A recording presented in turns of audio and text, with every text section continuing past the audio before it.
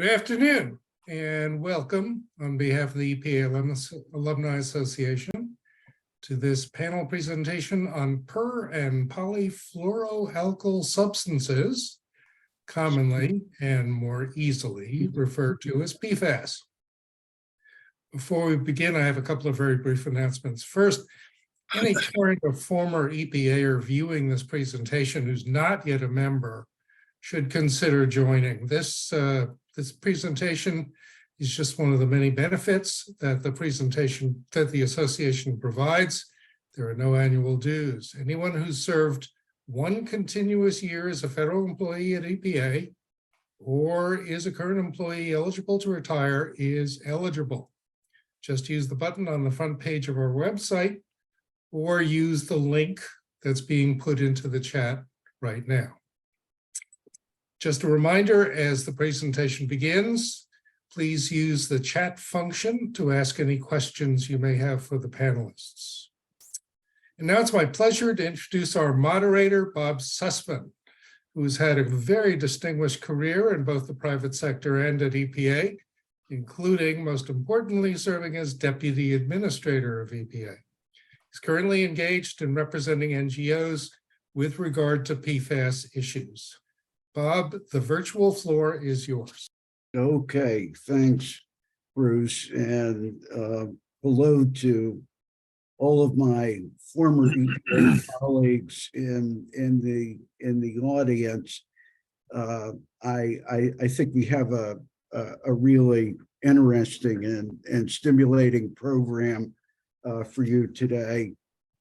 I'm going to introduce the topic, but before I do, I'm going to introduce our three panelists. First is Dr. Betsy Sutherland. Betsy was a senior scientist and manager in the Superfund program, and after that, Betsy was, starting in 2017, Director of the Office of Science and Technology in the Office of Water. She received the President's Distinguished Executive Award for her career accomplishments at the agency. Since leaving EPA and retiring, at least that's what she said she did, Betsy has been a mainstay of the environmental protection network and has spearheaded many position statements and comments on pending regulations, which have brought to the agency the voice of former EPA employees. Next is Tracy Meehan. Tracy is Executive Director, Governmental Affairs for the American Water Works Association. He was an independent consultant and served as interim president of the U.S. Water Alliance. He is also an adjunct professor at the Scalia School of Law at George Mason University and Carnegie Mellon University's Heinz College. From 2004 to 2014, or rather, let me back up. Tracy served as the Assistant Administrator for Water at EPA from 2001 to 2003. He also served as Director of the Michigan Office of the Great Lakes from 1993 to 2001, and Associate Deputy Administrator of EPA in 1992. He was Director of the Missouri Department of Natural Resources from 1989 to 1992. And last but certainly not least is Alex Dunn. Alex is a partner in the Environmental Safety and Incident Response Group at the international law firm of Baker Botts. From 2019 to 2021, after having been unanimously confirmed by the United States Senate, Alex served as Assistant Administrator for the U.S. Environmental Protection Agency's Office of Chemical Safety and Pollution Prevention. Prior to that, she was the EPA Regional Administrator for New England during 2018 and 2019. And before that, Alex served as Executive Director and General Counsel of ECOS, the Environmental Council of the states. And during that time and continuing until the present, Alex had and still has a distinguished career teaching environmental law at various law schools. So I think we're honored to have these three panelists with us today. Let me talk about PFAS and set the stage for our discussion. From working at EPA, all of you have had experience with ubiquitous environmental contaminants that require a cross-agency response. Lead, asbestos, mercury, PCBs, and dioxins are well-known examples. To address these substances, EPA needed to work across media and statutes to tackle both legacy contamination and ongoing exposure and risk from active products and pollution sources. PFAS also present these issues, but the challenges for Congress, state, and federal regulators and industry are unique in their complexity and scope. After climate change, PFAS are the leading environmental and public health priority for regulators and the public in the US, the EU, and other advanced economies. This will not change anytime soon. EPA and its counterparts in other countries will probably be addressing PFAS for decades. More and more, we're hearing PFAS pollution described as a crisis. This reflects a convergence of alarming factors. PFAS are persistent and mobile in the environment. They are highly accumulative and have been found in the blood of a very large percentage of the human population and in wildlife species in remote areas.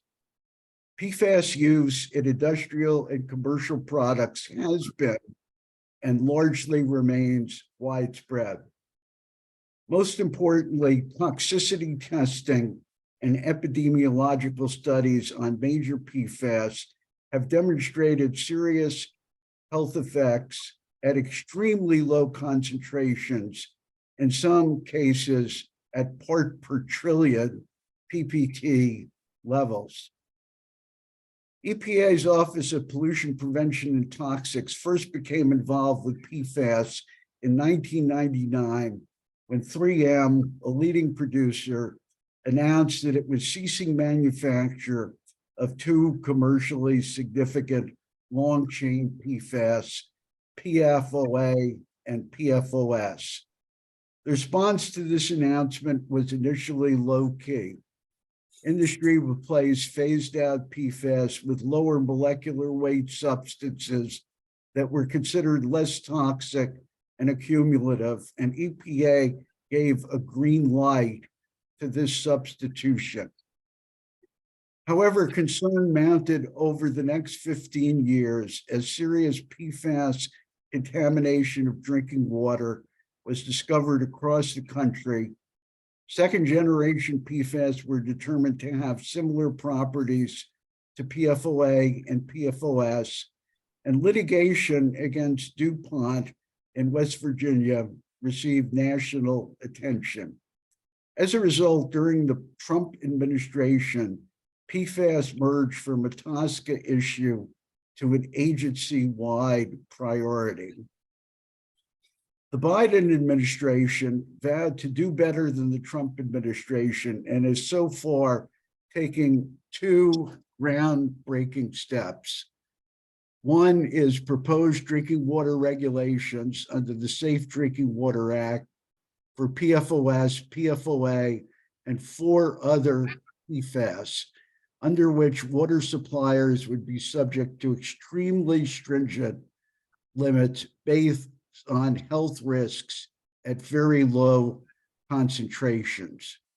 The other proposal would be to list PFOS and PFOA as circular hazardous substances and open the door to EPA-initiated cleanups of contaminated sites and application of circular liability standards to PRPs. This could result in the largest expansion of the Superfund program in decades. Important as they are, however, these proposals largely address legacy pollution from 2 defunct PFAS. The unresolved issues for policymakers is what to do about other discontinued PFAS that remain in the environment and the hundreds, if not thousands, of PFAS that are still being produced and used commercially. Regulating these PFAS one chemical at a time would take years, and in the interim, they would continue to pollute the environment and build up in people, creating cleanup and medical costs for future generations. Moreover, health effects data are limited or non-existent on the great bulk of PFAS, and delaying regulation while testing is conducted would compound delays. An alternate framework endorsed by NGOs and the Environmental Protection Network is to treat all PFAS as a category, presume they are harmful without more testing and risk assessment, and ban all manufacture and use except where the PFAS perform a critical or essential function. The European Union has issued an ambitious draft regulation modeled on this approach. However, there is little prospect of a similar set of regulations under TSCA, in part because of the law's limitations and the program's scarce resources. Congress, which is otherwise deeply engaged on PFAS, is not seriously considering class-based regulation and a broad consensus among stakeholders to move in this direction does not exist. The bottom line, I think, is that despite the progress EPA is making, fundamental policy issues are unresolved, and the PFAS endgame is highly uncertain. We will have much heavy lifting to do in the years that lie ahead.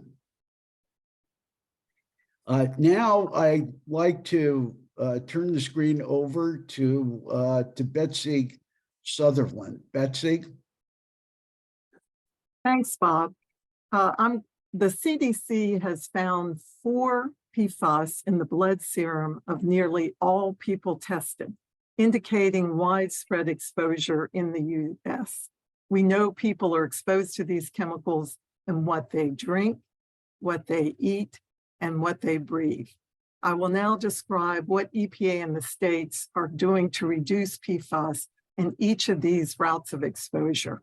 I'm going to start off with drinking water exposures. EPA and the states are regulating drinking water exposures to PFAS more quickly than the other exposure routes. 10 states already have enforceable drinking water standards for PFOA and PFAS, and 9 of those 10 states have enforceable standards for additional PFAS chemicals. 18 states are pursuing litigation against PFAS manufacturers to force them to pay for drinking water treatment. EPA just proposed drinking water standards for PFOA and PFAS as well as 4 other PFAS chemicals. The MCLGs for PFOA and PFAS are both 0 because they're considered likely carcinogens, and the MCLs are 4 parts per trillion, the practical quantitation limit for those chemicals using EPA's analytical method. The other 4 PFAS are regulated as a mixture with a hazard index of 1 as both the MCLG and the MCL. The Superfund program for years has used the hazard index approach for mixtures of toxic chemicals, but this is the first use of this methodology under the Safe Drinking Water Act. The hazard index is calculated as the sum of the ratios of the measured concentration of each PFAS chemical in the drinking water system divided by the health-based safe concentration. Public comment on the proposed rule closed on May 30th, and EPA expects to finalize the rule in January 2024 with an effective date 3 years after promulgation. From 2023 through 2025, EPA is requiring the monitoring of 29 PFAS chemicals in all public water systems with 3,300 or more people and in 800 randomly selected smaller systems. On June 2nd, 3 major PFAS manufacturers announced that they had reached a tentative $1.2 billion settlement with public water systems to pay for PFAS monitoring. In that same litigation, another major PFAS manufacturer, 3M, is reportedly considering a $10 billion settlement to pay for drinking water monitoring and treatment. EPA has also begun distributing $10 billion in federal emerging contaminant grants or forgivable loans for PFAS drinking water treatment. This is unprecedented funding for a brand new drinking water standard. EPA has multiple actions underway to reduce PFAS in source waters, but these actions are proceeding more slowly than regulation of drinking water. In 2022, the agency released permitting guidance to the states on how to reduce wastewater discharges of PFAS by setting pretreatment standards for dischargers to publicly owned treatment plants and requiring PFAS monitoring and BMPs for direct dischargers to surface waters. Michigan, the only state so far that has required its publicly owned treatment plants to establish PFAS pretreatment standards, is reporting 90% reductions of PFOS from those pretreatment standards. In addition, EPA will propose and finalize national PFAS permit limits for organic chemical and metal finishing and electroplating industries within the next 3 years, and is studying other industries and landfills for future national PFAS permit limits. I'm now going to turn to food exposures. EPA, FDA, and the states are regulating exposure to PFAS in food, but are doing so more slowly than drinking water. FDA has already prohibited long-chain PFAS in food contact items and has announced a voluntary phase-out of some other PFAS by this year, 2023. Burger King, McDonald's, and other companies have voluntarily pledged to stop using PFAS-containing food packaging, and 12 states have passed laws phasing out such packaging. EPA's efforts with regard to food contamination are focused on 1, reducing PFAS in surface water to prevent fish contamination, and 2, reducing PFAS in soil contamination to prevent crop and grazing animal contamination. To prevent fish contamination, EPA has developed PFOA and PFAS aquatic life criteria for use in water quality-based permits, and is working with states to require dischargers to monitor and reduce PFAS. To prevent soil contamination, EPA has a number of efforts underway. They are developing a risk assessment of PFOA and PFAS in municipal sludge. They are proposed designating PFOA and PFAS as a hazardous substance so they can be cleaned up under Superfund. They're planning to add PFOA, PFAS, PFBS, and Gen X to RCRA hazardous constituents so they can be cleaned up under the Corrective Action Program. EPA has also initiated removal of 12 PFAS from pesticide products. I'm now going to turn to indoor air and dust. The states are moving more quickly than EPA in banning or restricting PFAS in consumer products that contaminate indoor air and dust. Maine, Washington, and Minnesota have banned a wide variety of PFAS-containing products. 5 states have restrictions on PFAS in carpets, 4 states have banned PFAS in cosmetics, and 11 states have banned the sale of firefighting foam. Colorado has restrictions on PFAS in indoor and outdoor furniture, as well as oil and gas products, and California is phasing out PFAS in children's products. Litigation is also causing companies to stop using PFAS in consumer products. Facing over $30 billion in toxic tort litigation, 3M has announced it will voluntarily cease manufacture of all PFAS by 2025. Unless Congress bans or restricts existing PFAS chemicals, it will take EPA years to reduce exposure to these chemicals in indoor air and dust because of the time-consuming rulemaking process required under the Toxic Substances Control Act. For new PFAS, however, EPA is taking quick action to stop them from being manufactured or imported by eliminating the low volume exemption that allowed a new PFAS chemical to avoid an extensive EPA review before entering the marketplace. For existing PFAS, EPA is continuing to eliminate new risky uses by requiring agency review before that use is allowed. And this year, EPA is also going to require a discontinued PFAS to include a EPA review before its use can be restarted. For current uses of existing PFAS, however, EPA is taking multiple actions to obtain the exposure and hazard data needed to ban or restrict them. The agency is lowering the toxic release inventory reporting level for PFAS and greatly expanding the information that must be reported by PFAS manufacturers and importers.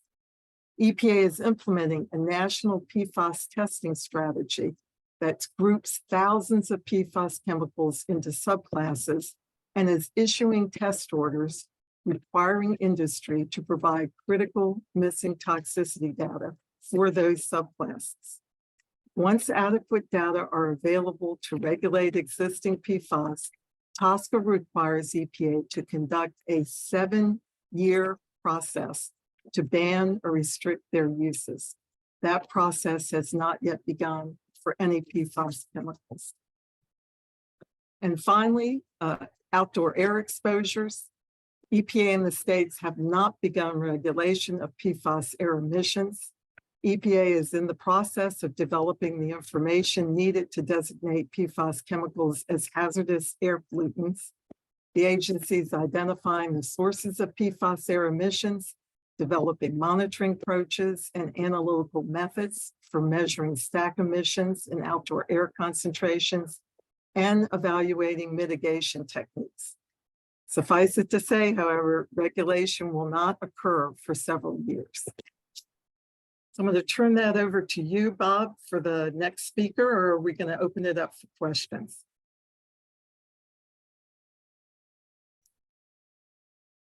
I think we will ask the panelists to comment on your remarks, Betsy, and Alex, Tracy, you want to jump in?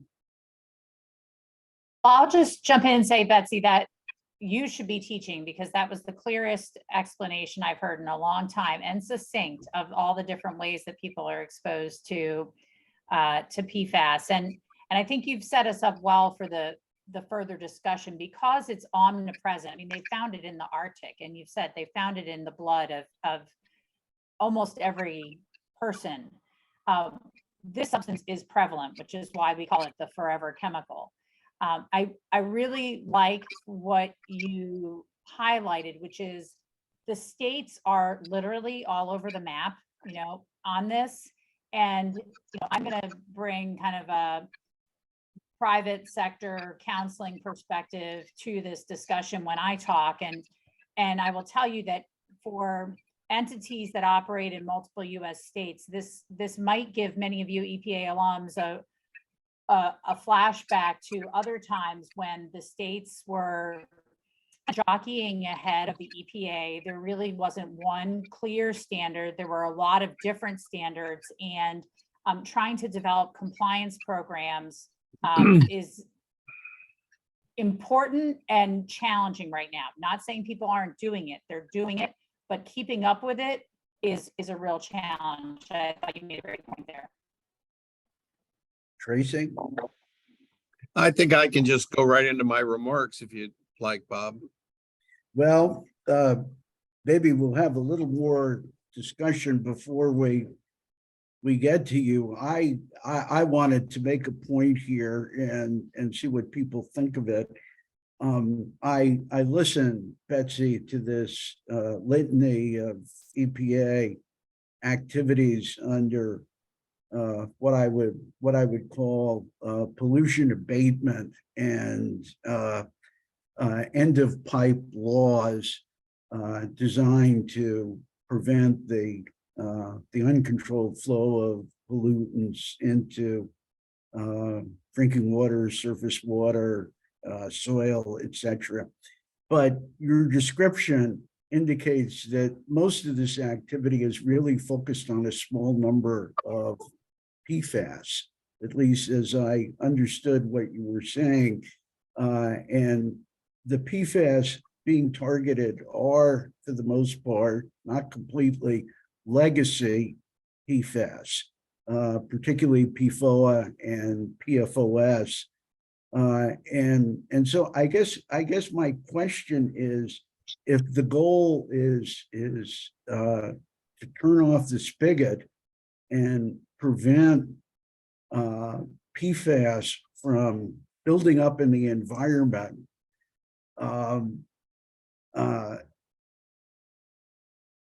is there any prospect of achieving that when we are focusing only on a small fraction of the total PFAS universe? Any thoughts on that? So this is the one wonderful part of treatment, which has so many co-benefits. Once you put that granulated activated carbon in, or you put the reverse osmosis system in, you're going to take out a lot of other PFAS. Now, your system will not be optimized to take out more than the ones that just have regulatory standards for them, but you're going to have the co-benefit of that in every single treatment system that you put in, whether it's a treatment system in drinking water or it's a treatment system for wastewater. So I think what's happening right now is the agency is trapped with the idea that they can only regulate when they have final toxicity values for an individual PFAS chemical. And we know, with a broad definition of PFAS that the EU uses, we're looking at over 12,000 chemicals. So the possibility of having toxic final RFDs or cancer potency factors for 12,000 chemicals is just, it's an impossibility. So I think what we have to look at is what kind of treatment can we mandate to take out as many of these things as possible without having to have a final optimized, standard that treatment has to meet. And Betsy, you just made a big jump from granular activated carbon to reverse osmosis. I mean, in cost terms and other technical terms, that's a quantum leap. And then, of course, you got to deal with the disposal issues, which I was going to get into. if we start naming various PFAS compounds as hazardous substance, all of a sudden, you know, you have to renew the residue. Of course, the residue of the granular activated carbon has to be disposed of, as does biosolids on the wastewater side. And instead of going to a landfill now, you're going to what RCRA certified hazardous waste facilities, of which, believe me, there is nowhere near enough capacity right now. And in case of reverse osmosis, it certainly has its place in the armamentarium of water treatment, but it's really moving to very expensive designer water at that point. And so to the extent you start adding additional PFAS contaminants, the costs are going to go up. I can't say exponentially, but significantly. And so, you know, what seems to be missing in the conversation is the risk focus. You know, I guess for me, it's deja vu all over again. When I worked on Great Lakes issues, as you know, with the Great Lakes Initiative, remember that, focused on chlorinated compounds. We were talking about thousands of those things. And then there was the effort to ban chlorine, again, to go to a class, if you will, approach. And what basically happened, reality set in, and we ended up focusing on a suite of about 20 different compounds, throw in mercury, of course, neurotoxin, and then progress was made. You know, you saw the fish tissue measurements came down, and we're seeing progress right now in PFAS and PFOA. According to CDC, blood levels are down 86% for PFAS since '99 and 73% for PFOA since the same year. So, you know, as I say, talking about whole categories of things in the abstract, but it, you know, you want to use the precautionary principle, that's fine, but you become perilously close to precaution without principle, or at least good science and risk-based analysis. I think the difference is I'm really convinced that these are serious health effects, Tracy, and I mean, they've done the few that they've studied, and they, you know, the PFBS, by the way, is a short chain replacement for PFOS, and Gen X is a short chain replacement for PFOA. So we do have some of the short chain have started to be studied to the extent, you know, nothing's been studied like PFOA and PFAS have, because they've been out there since the 1950s. But I do think that I'm convinced that the scientists have shown the immune suppression, the developmental effects, the kidney cancer, the liver cancer, the testicular cancer, all these different effects that every one of them seems to have. And that actually was the justification behind EPA using the hazard index for these 4 PFAS. Even though each one, you know, it just, you know, so the problem with the hazard index, aside from the fact that it'll be a public communications nightmare trying to explain what it is to your customers, which isn't EPA's problem, that's my members' problem at AWWA, but there's no common mode of action. The way they put that together, it's a bit of a Frankenstein. And I think it also was a way to short circuit the MCL process for obvious reasons, you know, that have been articulated by you and Bob. So, but not very transparent, and I don't think necessarily the most appropriate scientific approach. Tracy, can we go into your presentation?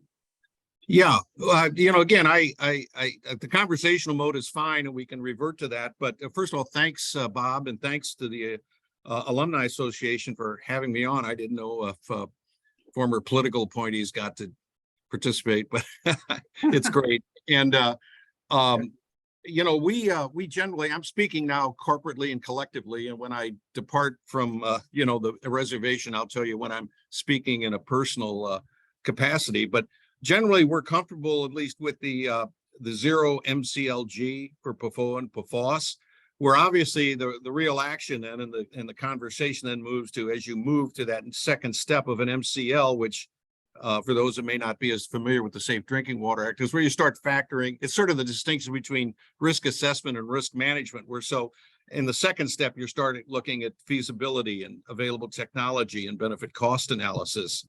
And that's kind of where we have some concerns for a couple of reasons. EPA has not been very forthcoming to us with their occurrence data in terms of their benefit cost analysis. I think they put the cost of complying with the whole package, including the hazard index at about $772 million annually. We hired Black and Veatch to do our study, and it came in at about 2.5 to 3.2 billion annually. And we're not even talking about the additional billion that will come on top of that after we designate these hazardous substances, which is another conversation. So significant cost. And again, this is on top of the lead and copper rule. And then, of course, we're looking at microbial disinfection products in the queue or the launch position now. So these are significant costs. And I don't mean to, I guess everyone in the regulated community will always poor mouth a bit, but again, keep in mind, according to various studies, EPA says it's a $500 billion need for infrastructure. We say it's $1 trillion over 20 or 30 years. We're seeing rates finally go up as they had to, and of which I was always an advocate of, but rates 2, 3, 4 times the rate of inflation. We're having supply chain issues now. I think the 3-year compliance window is highly unrealistic, and we've, in our comments, which are posted on the association's website, we asked for an additional 2 years, which the administrator could give us. So all in all, our issues aren't with the MCLG. We're okay with that. We also think that, we've got, as you'd mentioned, Betsy, the unregulated contaminant monitoring rule 5 is out there, where 10,000 utilities now are going to be starting to send in data on 29 PFAS compounds. We think it'd be good to take a look at that data and see what it says and what it means. I mean, in terms of both additional, if any additional contaminants to be regulated, or what's the occurrence data, ground truthing occurrence data on the 2 or the 6. So bottom line, and then I'll shut up. We'd be okay with the 10 parts per trillion as sort of an interim step until we get better data following the UCMR 5 and other information that's out there. And of course, we got serious disagreements on the benefit cost analysis, which we think is somewhat out of whack. Now, at 10, we think we're at least a positive benefit cost ratio of 1 using a 7% discount rate. And I know that's another whole debate, but that's just kind of where where we're coming from and what our perspective is all about. It was good to hear all the actions Betsy outlined that EPA is doing. We are still a little flummoxed that they haven't moved on what Congress directed to do in terms of a reporting system under TSCA for what industry is using and where this stuff is coming from that would help our efforts as drinking water providers. And again, remember, we're innocent receivers on this. We don't use it. We don't put it in. We're just taking it. And also that there kind of been snail's pace on effluent guidelines under the Clean Water Act that would help us quite a bit. So, we do have a sense that, it's all coming down on our utilities and our ratepayers, which is inevitable. It's a public health issue and we have to deal with it. But, again, we try to keep a perspective on our competing needs of, the other things we've got to do to provide safe water and also affordable water. So happy to engage on any of those topics, but that's just a general overview from AWWA's perspective. So I will Go ahead, Betsy.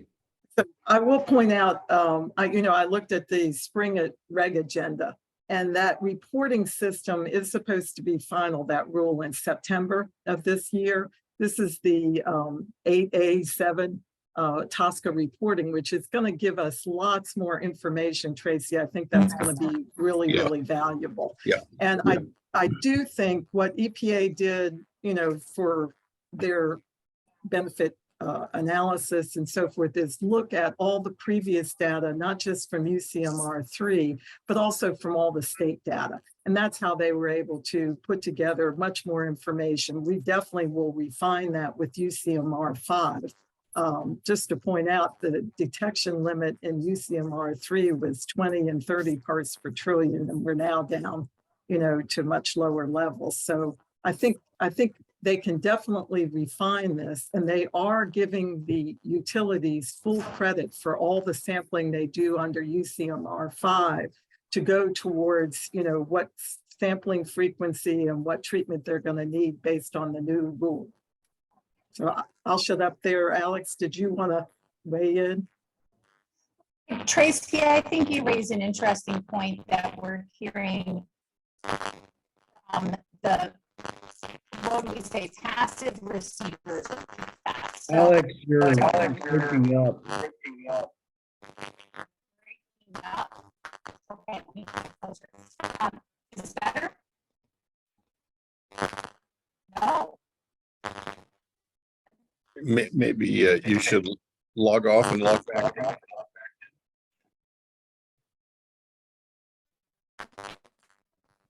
No. Try Gracious. original sound. Let me come right back. Let me, I'll mute, maybe if we mute.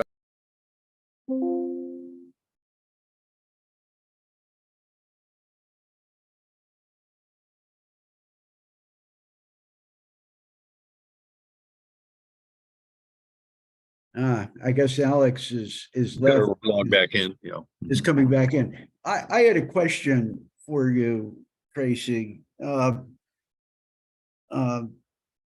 How widespread is drinking water contamination, and how big an impact is this on drinking water systems from the standpoint of having PFAS contaminated water, which needs to be cleaned up? Well, I think that's why we're anxious to see what comes back from the UCMR 5. You know, obviously, if you're in if you're Cape Fear, North Carolina, downstream from Chemours, you've got a real problem, and you've already invested a lot of money in treatment, along with New Brunswick, which is a very small community, and so you know those costs are real. Some states are, you know, Michigan, obviously, in the Northeast. Other states. My home state of Missouri, it's not really a big issue, except there are an air base here or there that it raises questions. So it's, we're not sure how widespread it is. And that's some of our concern with moving out with these regulations at this stage. But I think we'll know a lot more. I think the first 3,000 communities are reporting pretty soon, if not already, under UCMR 5. And you know, we'll have better data. And I think then we'll have a good conversation about, you know, what else in the suite of PFAS chemicals are out there and of concern, and that may not satisfy, you know, the idea of going for a couple of thousand at once, but you know, I think we'll have better data to make some concrete steps and honestly some incremental progress. Hey, Bob, can you hear me? Bob? Who's this? That's Bruce. Yeah, there's a question I'd like to pose right now because it fits right into this discussion.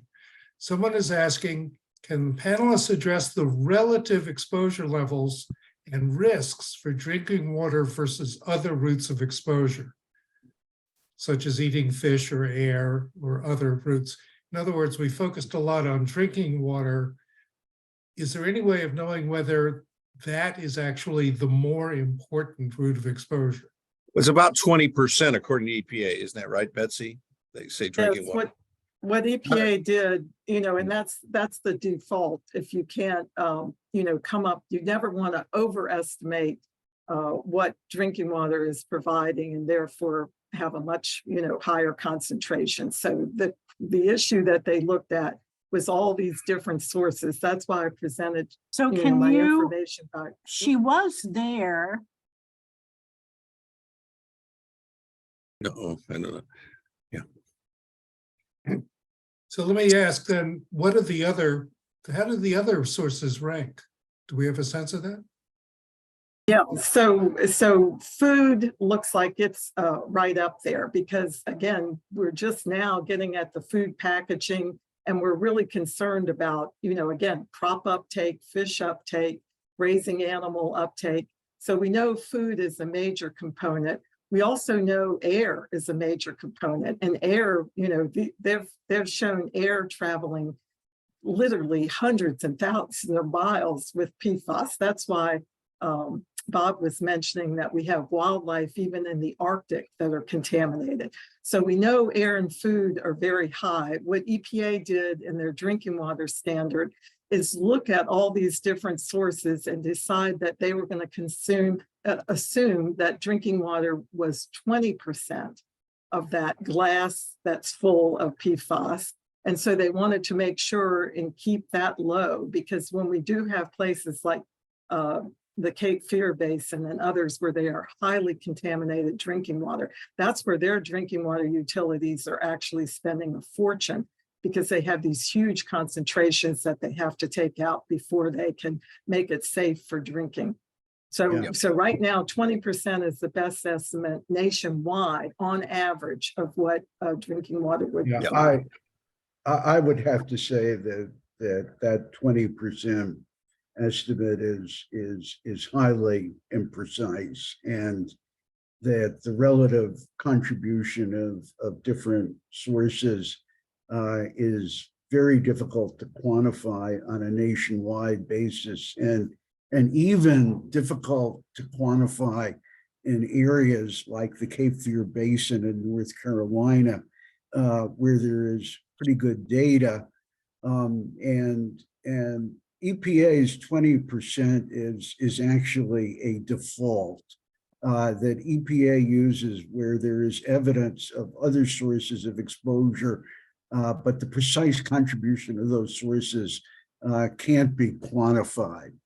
And in North Carolina, just as an example, they said that there's exposure through food, there's exposure through air emissions from the Chemours facility, but they really could not assign a precise number to those sources, and so they just simply defaulted to 20%. And here we have Alex back with us. Alex, I think if you're back in your seat and ready to go, we're gonna turn to you for your presentation. Okay, that was about as awkward a moment as one can imagine. So I apologize. My computer completely crashed, and here I am.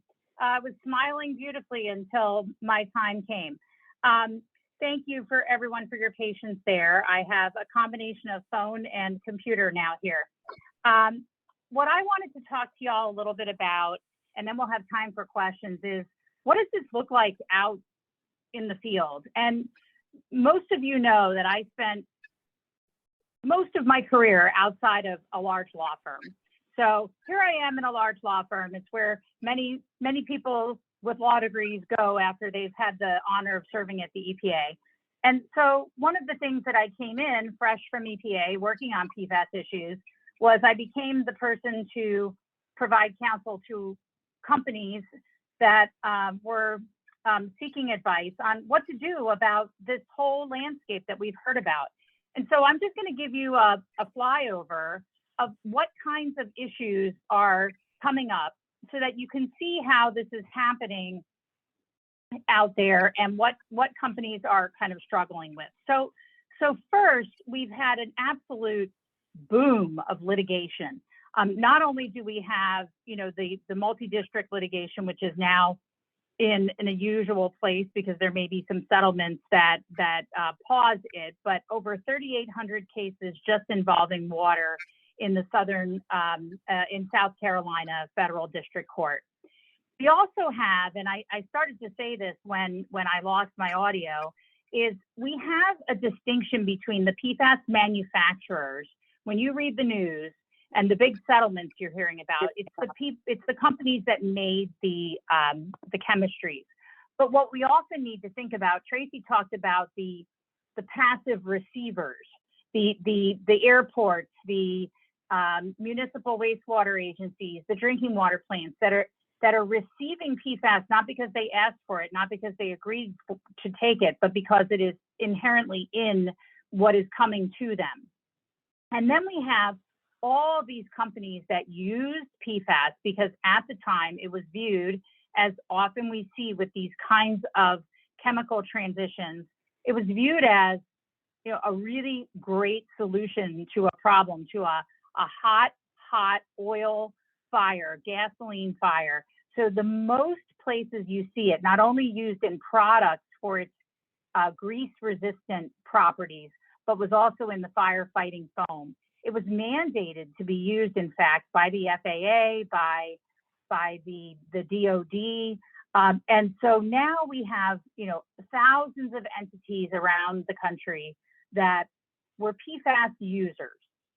And they used PFAS not only to drill and test their fire response and emergency response capabilities, but they also used it, again, in properties, for its properties in consumer products. So as you heard from Betsy, we're seeing a range of responses. We're seeing the classic nuisance lawsuits that are being brought, where someone is suing for property damage, for trespass, for groundwater and soil contamination. We're seeing states, New Jersey and other states, bringing cases for natural resource damages, for permanent destruction of the natural resources of the state. And we see states entering to interesting settlements where they say, this is the number we're settling for today, but if in the future another state settles for more, our number automatically goes up to that higher number, because no one knows what to settle for and they don't want to settle for the wrong amount. So I think that's a fascinating reopener to a settlement. If someone else settles for more, we reopen. Another really interesting twist is the medical monitoring. You know, Betsy talked a lot about the human health impacts of these chemistries on the body, and we are seeing a lot of lawsuits where parties are asking to be monitored. And then we're seeing, you know, the cleanup type cases, the remediation, and the whole greenwashing and consumer deception phase, which is really not our core wheelhouse as EPA folks, but really quite interesting. Betsy mentioned, you know, McDonald's and other household names. Well, for some households, they're definitely names, but you can also include things like Burt's Bees, CoverGirl, Cava, Coca-Cola, Heinz, REI. They've all been sued by consumers because they're being sued under consumer fraud laws, which are state laws. And under those, the plaintiff doesn't actually have to say that they were physically harmed, which we all know is one of the hardest parts of an environmental injury case, is proving the connection of the exposure to the chemical to, say, the injury, the illness, the cancer, whatever illness, as Betsy alluded, there are many that are associated with PFAS. What they can do under consumer product laws is just say, I was deceived. I was told this was a natural product. I was told this was a healthy product. I was told that this was a green product. I was told that this was an environmentally friendly product. I have now tested it, and you have consumers going out and purchasing products right off the shelf in the grocery store, having it tested, detecting PFAS, largely probably from the packaging or some other shiny coating or some ingredient, and saying, I would not have bought your product if I knew that PFAS was in it. So that is a whole range that is coming out, and every year Consumer Reports does quite a study where they test all sorts of things from packaging to boxes for food, and that is an area that many companies are now doing supply chain analysis. You know, Bob talked about turning off the tap. The way we turn off the tap is to start looking up the supply chain and saying, my company will not purchase anything from your company that's an ingredient to my product that might have PFAS in it. And you push that all the way up the supply chain, and eventually you get to a place where substitution is going to happen, because the supply chain, as you come back down, isn't going to tolerate the presence of any PFAS in the family. And that includes, as we've talked, the 600 in active commerce, it may be even more.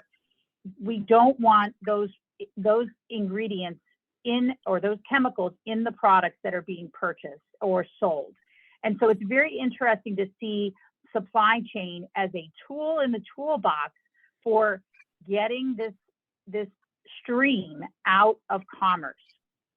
The other types of things that I'm going to wrap up with, so we have lots of time for discussion, is managing stockpiles that are already on property. Most companies that use these foams, even if they got away, and most have gotten away from the long chain, the C8s, as Betsy talked about, but they've gone to C6s, C4s, and we're finding that those may not be short enough chains. They're still persistent in the environment. So managing stockpiles, where do you send it? As Tracy said, you know, we probably don't have enough hazardous waste capacity in the United States to take it all. So how are we going to manage it? How are we going to look, if we've sold properties where PFAS was used, we're invoking insurance law and we're looking back at contracts.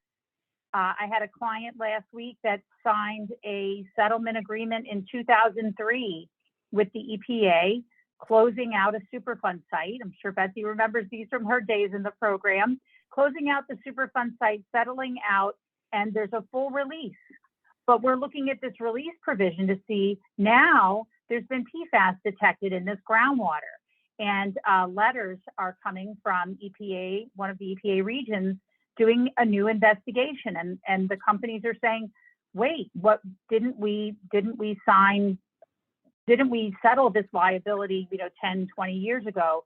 Is it possible to reopen these settlements for PFAS? Well, and as Tracy mentioned, if it is listed as a hazardous substance under CERCLA, the answer is going to be yes. We're going to see a lot of closed sites reopened to look at this chemical. Employee exposure is an important question. Employee drinking water systems is an important question. And then, of course, staying nimble and staying responsive is really what we are telling companies to do.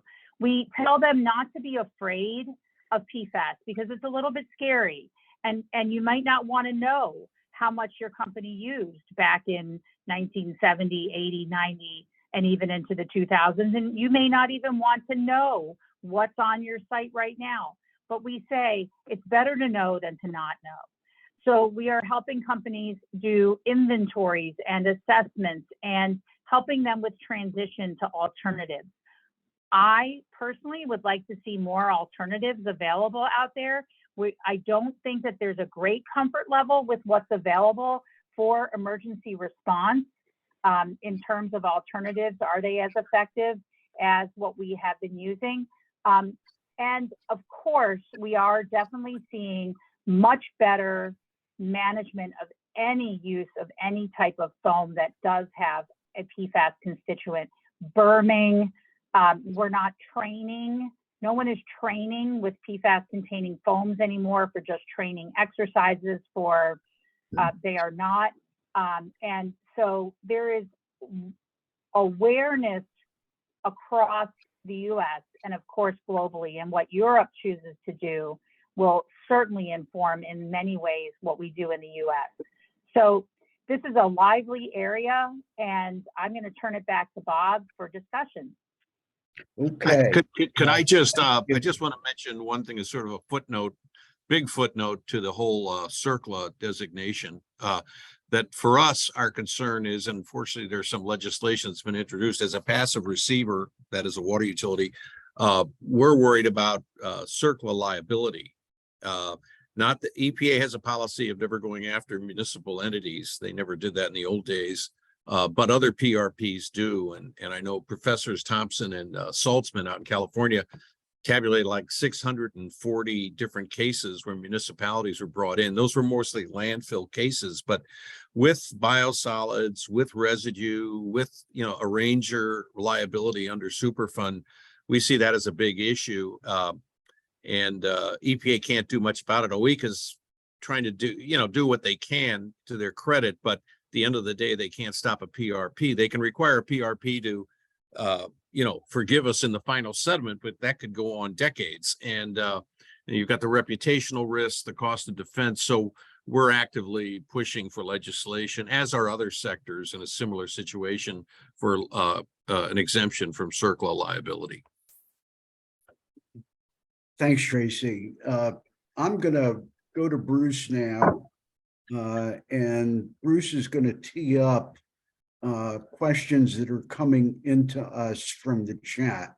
So Bruce, Thanks, Bob. So there's a number of interesting comments in the chat, which I recommend people look at that are just informational. I'll just focus right now on the questions. One question is, and the questioner acknowledges this may be a hard one, but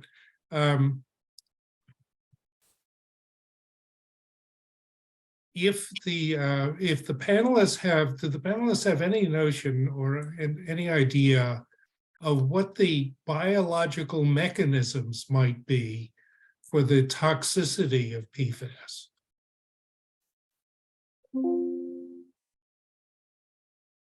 anybody wanna deal with that? I can take a stab, and just generally, I would say that in the world of toxicology and risk assessment, it's much easier to say that a chemical causes a defined effect than to explain how and why that effect occurs at a molecular level.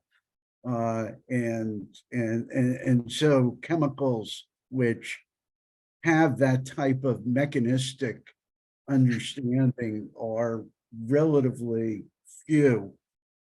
Having said that, we see a cluster of effects that seem to be attributable to PFAS with a fair amount of uniformity across the class. And we see effects on the liver very commonly.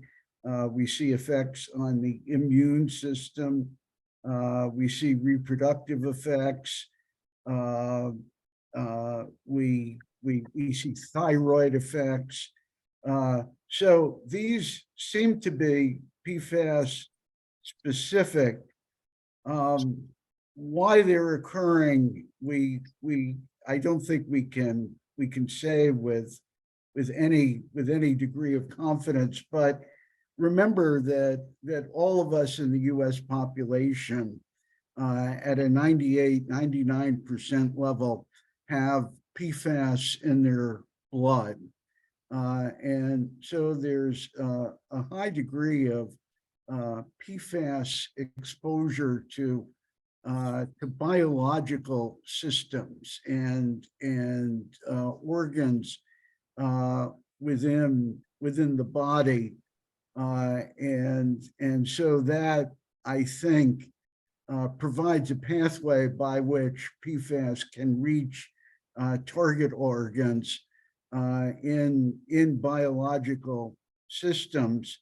And I do believe that the scientists would say not only is there a strong association across a large number of chemicals in the PFAS class with certain defined toxic effects, I think that they would also say that we are seeing a lot of these effects in human data, and we have a growing accumulation of epidemiology and other human studies on the major PFAS, legacy PFAS that we're concerned with.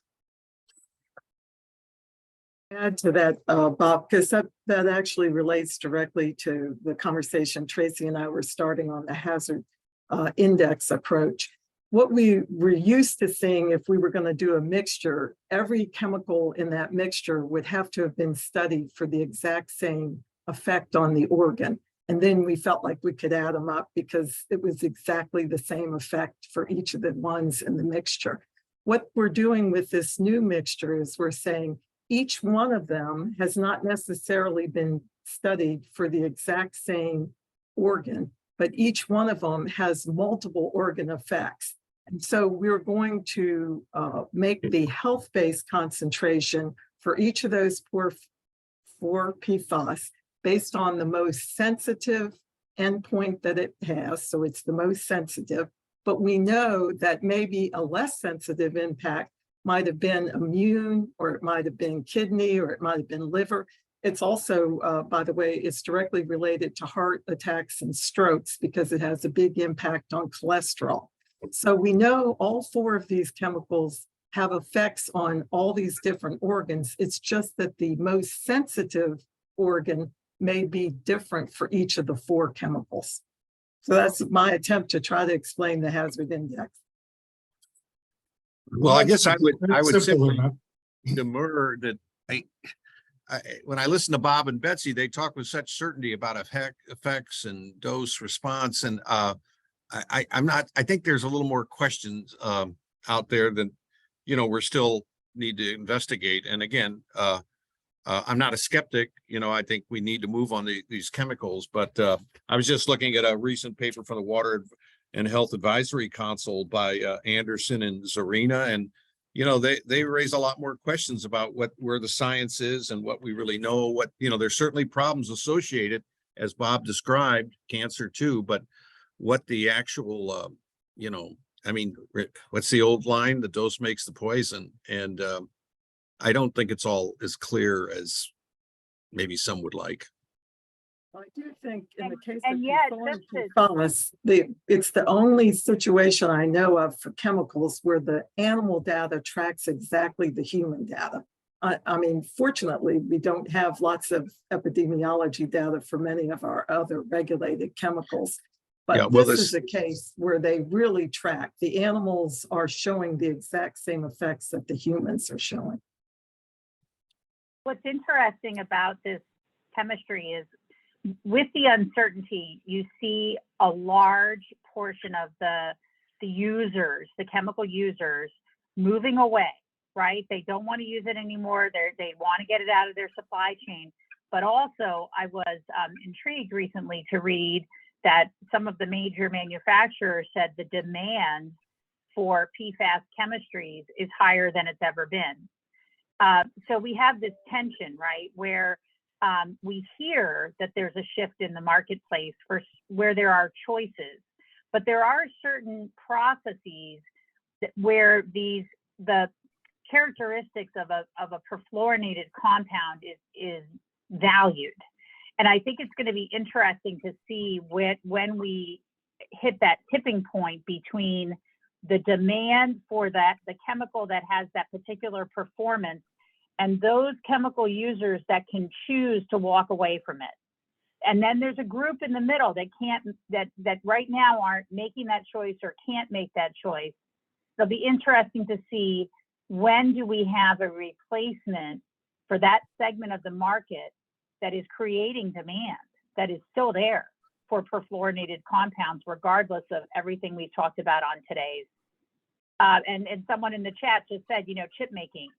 There's someone actually told me that there's tension between the CHIPS Act, which was passed to encourage semiconductor chip manufacturing domestically, which does use perfluorinated compounds in small amounts in closed environments typically, but still uses them, and a desire to remove this from the U.S. commerce. So it's going to be interesting to see that, again, that tension, that tipping point is out there. Alex, I have a question, a lawyer question to ask you, if I can be, harken back to my old days. Are we going to see have we had any trials where actually people have gone to a verdict on this? I know it's a lot of big settlements are talked about, but, are people actually going in and, going to a jury or going to a judge and looking for judgments? Yeah, I've got 3 just to give you, I left them out earlier, but they're really interesting. So one of them involves in the state, so they're in state court. We're seeing them mostly in state court, which I think is an interesting piece to note. In this case, we had in the state of Illinois court, a company called Sugar Camp Energy used the foam to extinguish a coal mine fire. Another company called ChemTool also used to extinguish a fire, and they were held liable for using it. So even a single PFAS incident, at least in Illinois court, can create some liability.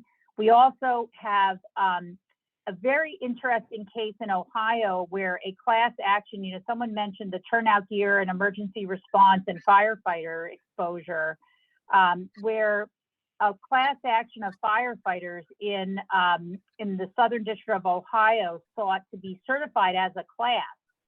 And the court granted it. It is on appeal, but the court granted it. But they also sought a nationwide class, and the court was not ready to go to certify all firefighters nationwide as part of the class, but they were willing to certify individuals subject to the laws of Ohio who had the 0.5 PPT of C8 and any other 0.5 PPT of any other PFAS in their blood could be part of a class. So that's where Betsy, you were getting at all the different, and Bob, all the different health effects. But if you just say it's in your blood at this level, then you could have a laundry list of bodily effects, right? Maybe some of these folks have cholesterol issues. Maybe some of them have a decreased immune response. But the way the class was certified was based on the blood concentration, which I thought was very fascinating. It's a way to level it when we don't know all the different health effects. Although It's not that's like not a a finding of cluster. liability, that's just a finding of the class, right? That's a finding of class, exactly, of similarly situated persons. To your question, Tracy, the seminal PFAS litigation involved the cases that were filed against DuPont in West Virginia. Absolutely. Involving widespread drinking water contamination in 3 states as a result of the use of PFOA at the DuPont polymer production plant in Parkersburg, West Virginia. And that case is interesting because it didn't go to trial. And the reason it didn't go to trial was that the plaintiff's lawyer, Rob Ballot, did extensive discovery and developed a pretty strong case against DuPont. And settlement that was entered into, and this is really, I think, very interesting. The settlement involved DuPont committing to form and fund an independent science panel of 3 academic experts who would perform biological monitoring and gather medical information on all people in the area who were exposed to contaminated drinking water, and then do an epidemiology analysis to see whether there were statistically significant cause and effect relationships between exposure and certain endpoints. Why DuPont actually agreed to this is one of life's abiding mystery, but they did agree to it. And sure enough, the panel came back and said, we've looked at the evidence and we believe that there's a relationship. By the way, that attorney is now representing a lot of water utilities and wastewater utilities in the multi-district litigation and elsewhere. No, that's right. So DuPont thought that the science would vindicate them, but the outcome was exactly the opposite. And what then ensued was hundreds and hundreds of cases brought by class members who believed that they were experiencing and suffering from the adverse effects on which the science panel concluded that there was a relationship to PFAS exposure. And so those cases went through the system one after another. Some of them went to trial, a lot of them settled, but the end result of it was massive payouts by DuPont, all as a result of the science panel developing evidence, probative evidence that frankly otherwise would not have existed, but was sufficient to support not only liability but damages. I've got some more questions if we can get them into the conversation. I've got two somewhat related questions, which I'll put out to the group. One is an individual asks, someone who attends town meetings and would like some guidance on how to persuade a town to spend its limited resources on more PFAS control versus all the other problems that a town may have to deal with. The other question is, how do you, does a person as a consumer protect themselves and their families from PFAS?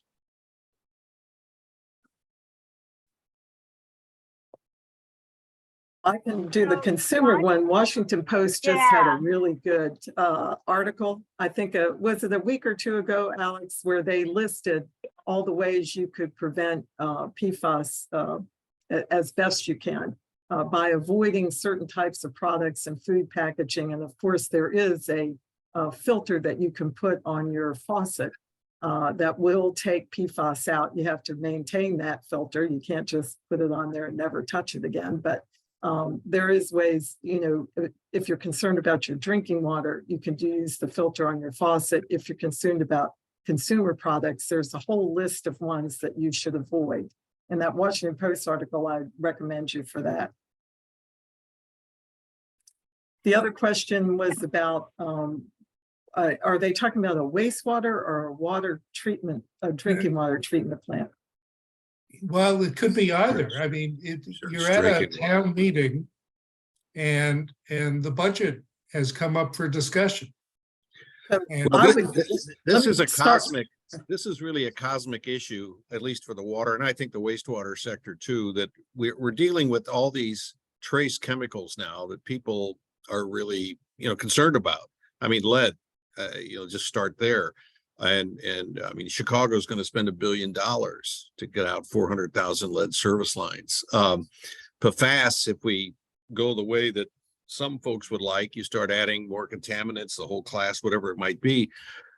There's actually been discussion in meetings I've been a party of where our members say, we're going to renegotiate the social compact between a centralized treatment system and our customers, and that there's only X level of coverage that you can get, that's implied here, cost effective or cost tolerable before you're on your own. And then you're going to Betsy's suggestion, buy a filter, which then raises all sorts of other complications, because if you don't maintain it, it becomes a source, not a sink of pollutants. And so, I mean, I really think to the extent we're going to face more of these very perplexing and challenging contaminants, as I say, the affordability issue has now risen its head very, very strongly in our world these days. A lot of debates, and so I mean, I don't know. I fear. I hope we don't lose our.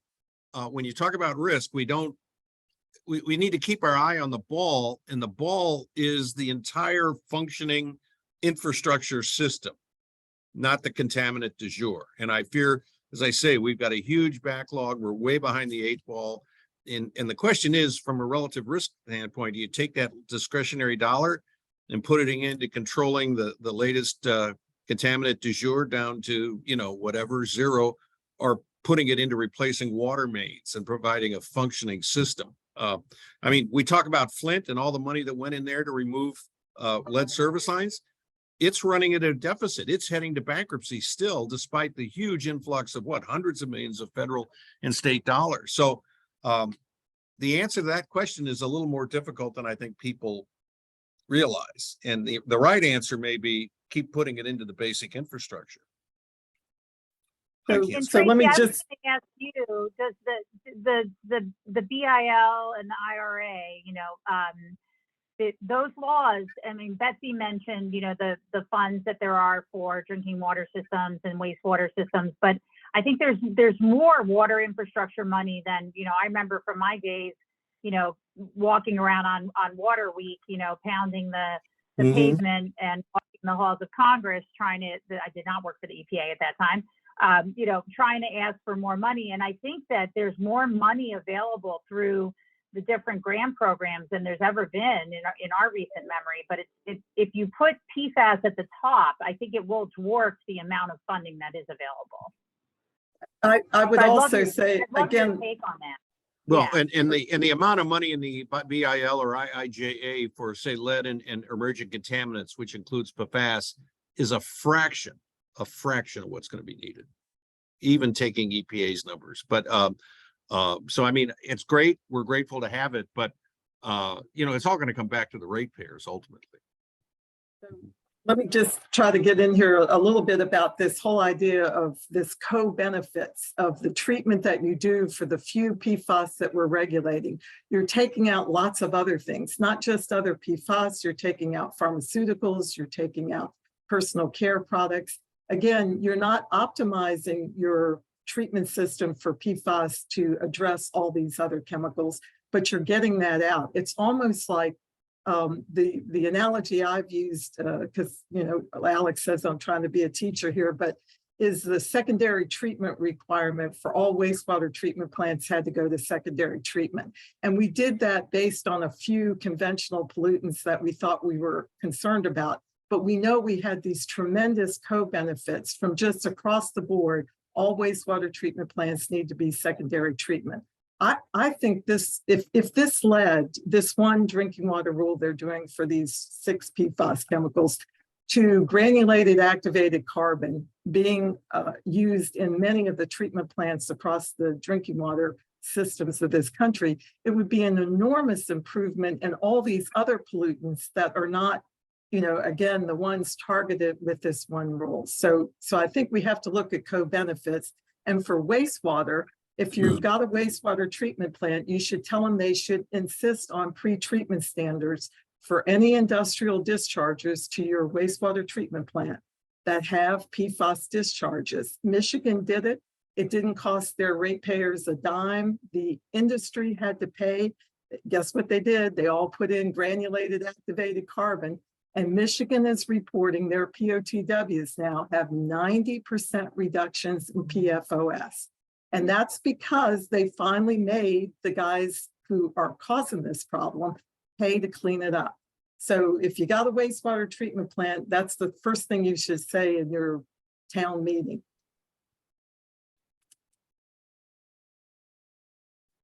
I would only, again, just as a contextual remark, there are 16,000 wastewater systems. They're bigger, they can amortize. There's 140, 150,000 public water systems, 51,000 community water systems, and they're really small. I mean, most of them have 3 employees. So I mean, I understand the economy of scales and the multiple benefits, but you need to go to a couple of public rate hearings sometime to sort of see how difficult that can be. So we have a question, which is, shouldn't we advocate for a ban on non-essential uses of PFAS? Yeah, let me try that, Bruce. That is in fact the EU proposal for PFAS, which is first of all to treat all PFAS as a class, and to assume that they have more or less identical effects on health of the environment, recognizing that not all PFAS are absolutely identical, but also recognizing that testing hundreds of individual PFAS and conducting risk assessments on hundreds of individual PFAS is not a project that can be completed anytime soon. Then the second step in the approach is again to adopt the default position that all PFAS should be prohibited, with the caveat that PFAS that are performing essential uses should be exempted, at least for a period of time that enables the development of a viable substitute. So the EU has taken the plunge and decided that only an approach like this is going to be effective in wiping the slate clean of PFAS that are now in commerce and are contributing to the global burden of pollution. In the United States, we're nowhere near that. And I think some groups and advocates would want to go down that road, but I certainly think that the industry does not want to go down that road and will fight it. And I suspect that in the US Congress, while there may be some favorable sentiment, it does not represent a majority. So I think what we have is a system that is evolving in the EU of permitting only essential uses and more of a case-by-case, step-by-step approach here in the United States. And Yeah. given the time, I'm going to pose one more question, kind of a provocative question, which is someone asks, is this just the contaminant du jour that we're dealing with? It was before that, it was perchlorate. And we all know before that, we've talked about this, that there's been a series of, this is the worst thing we're dealing with. Is this just another one of these, oh, the world is ending kinds of crises? I'll take a quick, I'll just take a quick crack at that. I think Betsy will have a more scientific answer, but I'm sort of approach things more from a policy standpoint. And we do as a society tend to risk react, and jump from one thing to the next. And we all remember BPA and baby bottles. And, I was looking the other day and you can still find, things with stickers, BPA free, right? Everyone was worried about it. And it's not to say that the worries aren't appropriate. I do think, as Tracy said, that sometimes we have to rank or weight different risks and investments as a society to results. I think here, there's still a lot of room for the manufacturers to continue to step up. And as I said, the supply chain continues to change. And we do have chemical innovation on our side. And I think almost every state in the country is doing something on PFAS from my collaboration with ECOS. ECOS has a great paper on their website. If you just Google ECOS Green Report PFAS, it'll tell you every single state. They update it every 6 months. It's not a red or blue issue right now. Will it fade over time? It will fade because action's being taken. Will it go away? Probably not. Betsy? So again, I will go back to the blood serum issue. Tracy mentioned that PFOA and PFAS had really declined when CDC has been doing this national blood serum monitoring. But the other two, PFHXS and PFNA, have just about stayed the same. And I think when we start looking in blood serum for some of these other chemicals, we're going to find that we haven't, been in a downward trend. We've been either staying the same or we're increasing. So I think there's no question that we're all exposed, but we know from those studies that Bob was talking about that DuPont was involved in, when they contaminated the middle part of the country's drinking water system, we know that once you're take this, you give it through the cord blood to your fetus. When your fetus is then born, your breast milk has this material in it. So you're born with a body burden that all of your parents have. And it never ends, guys. We have to do something to end this because there's no question the health effects. You can study them till the cows come home, but they're very serious health effects. There's no question that they're serious health effects. And we're all exposed. So we need to do something about it. And I agree, the best way to do it is to get it out of the environment at the very beginning. But we're left with this legacy that we have to adjust to. Betsy, I just wanted to jump in and relate some information about the Cape Fear River Basin in North Carolina, which experienced 40 years of contamination of drinking water and air and local food from PFAS releases from the Chemours manufacturing facility in Fayetteville. We have now a huge body of data on that impacted watershed, and we have data not only on the levels in drinking water systems and private wells and in air, but we have data on what's in people's blood. And of course, PFOA and PFOS are in the blood of the residents down there. But if you exclude those, and maybe you should because it's not clear that they're related to the Chemours facility, you still have about 20 other PFAS that are in people's blood. And these are by and large untested compounds. So we don't know exactly what the health effects are, but we do know that a very large percentage of the population is exposed to those PFAS in their blood.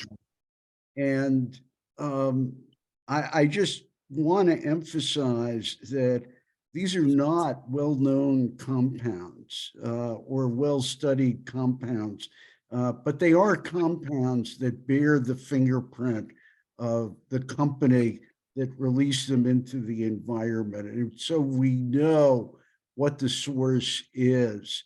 And I'm afraid that even at the same time that levels of legacy PFAS in blood may be going down, the continuing flow of other PFAS into the environment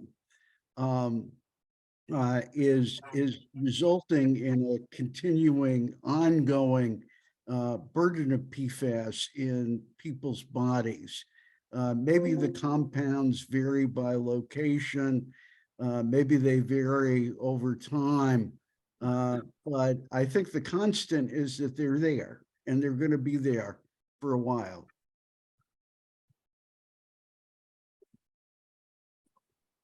I think we'll make progress. We reduced blood levels in kids, since 1974 by 95%. It takes a while. It's not heaven on earth, but this country has an amazing record in terms of environmental progress. And I think as long as we stick with good science and risk assessment and maybe some benefit cost, we'll go after the right things. And we're not talking about chlorine bans anymore. Maybe we should, but the organic, as I say, that was a formative experience for me. Remember the talk of gender benders and hermaphrodite alligators and all that. Well, we got on it. We've done what we can. And now we're alive enough to worry about a new family of contaminants. So I just think we have to keep our heads about us and deal with the problems that we can realistically solve. Yeah.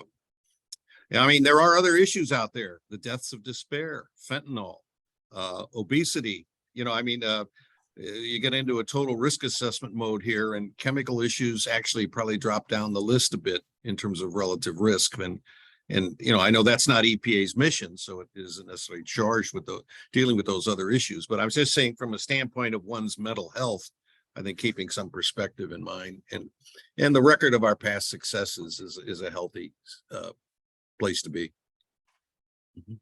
Bob, those are all the questions. Chuck, is this a good time? Thank you, Bruce. Yes, well, thank you. Wonderful panel.